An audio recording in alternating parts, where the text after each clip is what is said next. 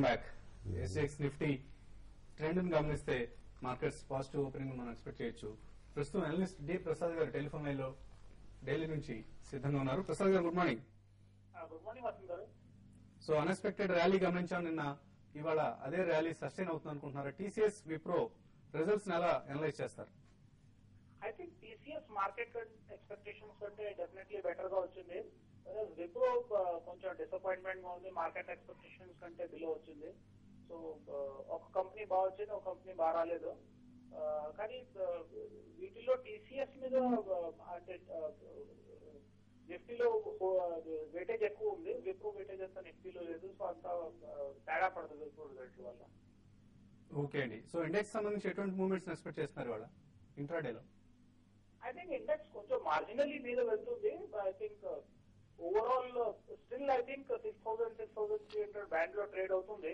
I think Coal India IPO refund వచ్చాకే ఆ band నుంచి బ్రేక్అవుట్ వస్తుంది. ఈ లోపల I think stock specific action చాలా ఉంటుంది, ఎస్పెషల్లీ బ్యాంకింగ్ స్టాక్స్. నేను కూడా బ్యాంకింగ్ స్టాక్స్ చాలా బాగా పర్ఫార్మ్ చేశాయి. ప్లస్ రిజల్ట్ సీజన్ అంటే ఏ కంపెనీ రిజల్ట్ డిక్లేర్ చేస్తున్నామో ఆ కంపెనీలో యాక్షన్ ఎక్కువ ఉంటుంది. ఓకే అండి. ఇవాళ రాకేష్ కౌంటర్ పట్టుకున్నట్లు Bhushan steel. I think Bhushan steel overall chart pattern చాలా అట్రాక్టివ్ గా కనబడుతుంది. స్లో అండ్ స్టడీగా ఎవ్రీ టైం రైజ్ అవుతుంది. అంటే చాలా స్మూత్ చార్ట్ ఉంది, ఎక్కడ ట్రబుల్ చేయకుండా స్లో అండ్ స్టడీగా మీద వెళ్తూ ఉంటుంది.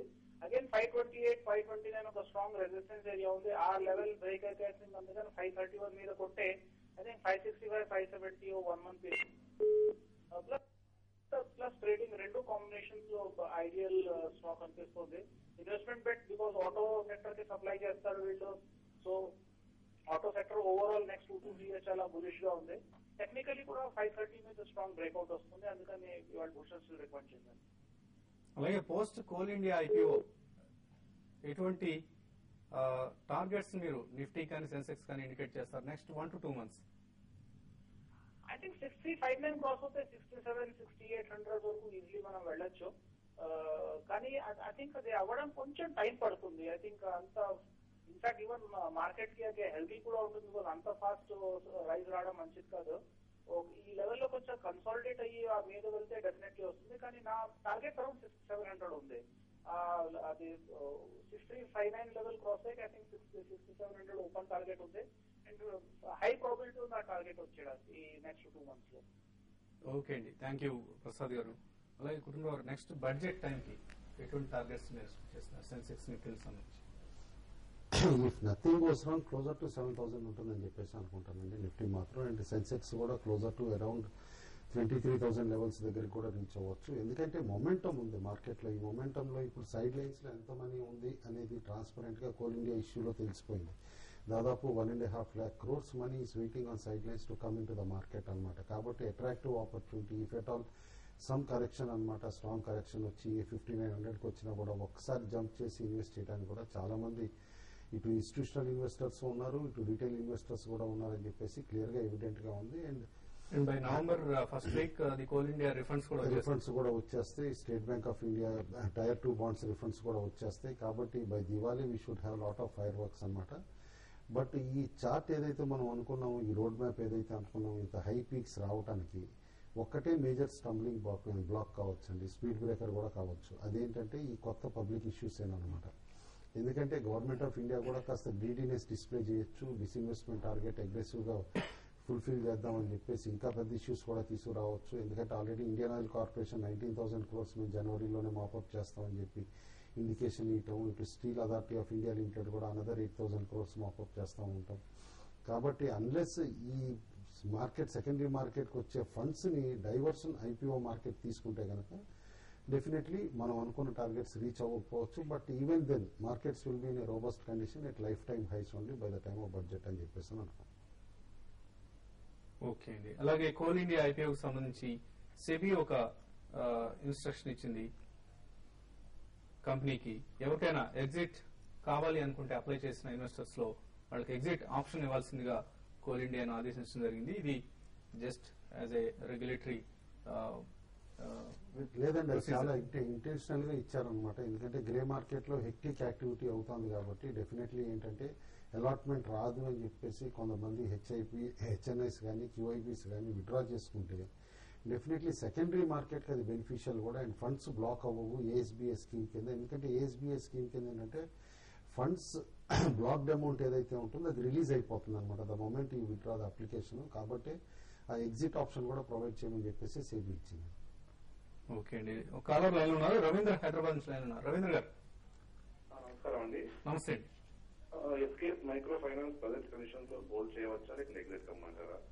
ఏ రేట్ కొన్నారండి మీరు? ఐపీఓ అండి. ఐపీఓ, ఓకే అండి. అలాగే పోలిఫిక్స్ కార్పొరేషన్ నుంచి కూడా చెప్పండి. ఏదండి? పోలిఫిక్స్ కార్పొరేషన్. పాలీప్లెక్స్, అవునండి. ఓకే అండి.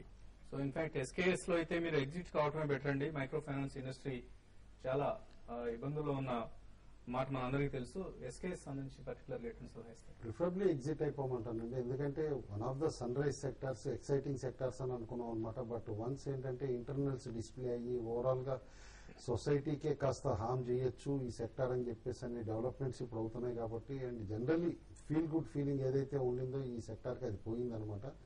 కాబట్టి ప్రీమియం వాల్యుయేషన్స్ కూడా తగ్గిపోతాయి. అండ్ ఆల్రెడీ ఐపీఓస్ వద్దాం అనుకున్న మైక్రో ఫైనాన్స్ కంపెనీస్ కూడా చాలా మంది జిట్రీ అయిపోయారు, రాకపోవచ్చు. కాబట్టి ఇది ఐసోలేటెడ్ కేసు అయిపోతుంది. స్లోలీ స్లైడ్ అనమాట. ఒక్కసారి షార్ప్ గా పడదు. డెఫినెట్లీ ఒకసారి ప్రాఫిట్స్ బుక్ చేసుకుని ఎగ్జిట్ అయిపోతుంది. అలాగే మరొక అడ్వైస్ కూడా ఈ మైక్రో ఫైనాన్స్ సంస్థల నుంచి ఎవరైతే రుణాలు తీసుకున్నారో వాళ్ళకి మేము ఇవ్వదలుచుకున్నాం టీవీ5 తరఫున. ఎవరు కూడా ప్రస్తుతానికి ఎవరు పేమెంట్స్ చేయొద్దు. కంపెనీలు ఇంట్రెస్ట్ రేట్స్ ను తగ్గించే వరకు మైక్రో ఫైనాన్స్ సంస్థల దగ్గర నుంచి రుణాలు తీసుకున్న ఎవరైనా సరే పేమెంట్స్ ప్రస్తుతానికి ఆపేయండి. అలాగే గవర్నమెంట్, స్టేట్ గవర్నమెంట్ ఇచ్చిన ఆర్డినెన్స్ కూడా దీనికి అనుగుణంగానే ఉంది.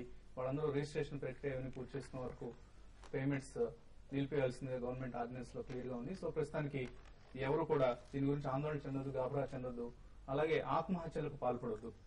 Next caller, last caller Naveen Khammam నుంచి లైన్ ఉన్నారు. నవీన్, గుడ్ మార్నింగ్ అండి. గుడ్ మార్నింగ్, చెప్పండి నవీన్. మేము సిప్లా బై చేసామండి 327 లో. ఓకే అండి. ఐడిబిఐ బ్యాంక్ 159 లో బై చేసామండి. షార్ట్ టర్మ్ కోసం బై చేసామండి. ప్రెజెంట్ గా హోల్డ్ చేస్తా, ప్రెజెంట్ లెవెల్ లో ఎగ్జిట్ లో ప్రాఫిట్ బుక్ చేస్తాండి. అట్లాగే మేము టీవీ5 ప్రోగ్రామ్ ద్వారా 2008 లో స్టాక్ మార్కెట్ ఎంటర్ అయినామండి. ఓకే అండి, ఎలా ఉంది మీ ఎక్స్పీరియన్స్? మా ఎక్స్పీరియన్స్ మీ ప్రోగ్రామ్ వల్ల మంచి ప్రాఫిట్ వచ్చాయండి. థ్యాంక్ యూ అండి. అదే కుటుంబరావు గారు, శేషు గారు, సుందరరాజా రికమెండేషన్స్ మంచిగా ఉన్నాయండి. యా, సో బాలగారు కూడా ఉన్నారండి టీంలో. అలాగే డి ప్రసాద్ గారు, రామనాథ శాస్త్రి గారు, అందరూ అనలిస్టులు కూడా చాలా రీసెర్చ్ చేసి ఇన్వెస్టర్స్ గైడెన్స్ ఇచ్చే ప్రయత్నం చేస్తారు. మీరు చెప్పిన రెండు స్టాక్స్ సిప్లా అండ్ ఐడిపిఐ రెండు పాజిటివ్ గానే ఉన్నాయండి. ఫండమెంటల్ గా పాజిటివ్ ఉంది, అలాగే టెక్నికల్ గా పాజిటివ్ ఉంది. ఐడిపిఐ బ్యాంక్ చూస్తే కనుక నిన్న ఒక అప్ సైడ్ బ్రేక్అవుట్ వచ్చింది. నా ఉద్దేశంలో ఈ ర్యాలీలో ఒక 200 వరకు వెళ్లే అవకాశం ఉంది. అలాగే సిప్లా కూడా చూసాము, పాజిటివ్ న్యూస్ రావడం జరిగింది. కంపెనీ దగ్గర నుంచి 350 వరకు వెళ్లే అవకాశం ఉంది. 350 దగ్గర అక్కడ కొంచెం రెసిస్టెన్స్ ఉంది కాబట్టి అక్కడ ఒక బ్రేక్ పడే అవకాశం ఉంది. సో రెండు ప్రస్తుతానికి హోల్డ్ చేయండి. ఓకే అండి, ఇన్ఫాక్ట్ సమయం చాలా స్వల్పంగా ఉంది. బ్రీఫ్ గా ట్రేడింగ్ ఐడియాస్. మొమెంటమ్ ని బట్టేనండి నిన్న బ్యాంక్స్ లో రిసర్జెన్స్ కనిపించింది అనమాట. ఇండియన్ బ్యాంక్ బై చేయమని చెప్పేసి చెప్తున్నా, ఎందుకంటే అబౌవ్ 300 క్లోజింగ్ వచ్చిందన్న. ఇవాళ కూడా మార్నింగ్ 300 పైన ట్రేడ్ అవుతూ ఉంటాయి.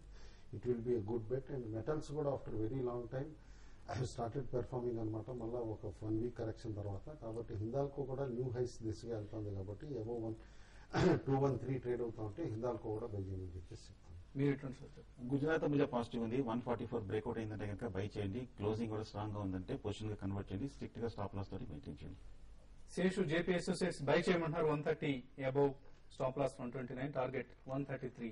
అలాగే అమర్నాథ్ శాస్త్రి గారు బై సెల్ ఇస్తున్నారు. Maruti Suzuki buy closer to 1505, target 1525. HDFC sell below 705, stop loss 710, target 695. మరిన్ని ట్రేడింగ్ కాల్స్, ఇన్వెస్ట్మెంట్ రికమెండేషన్స్ కోసం tv5money.com లో సబ్స్క్రైబర్స్ గా జాయిన్ అవ్వండి.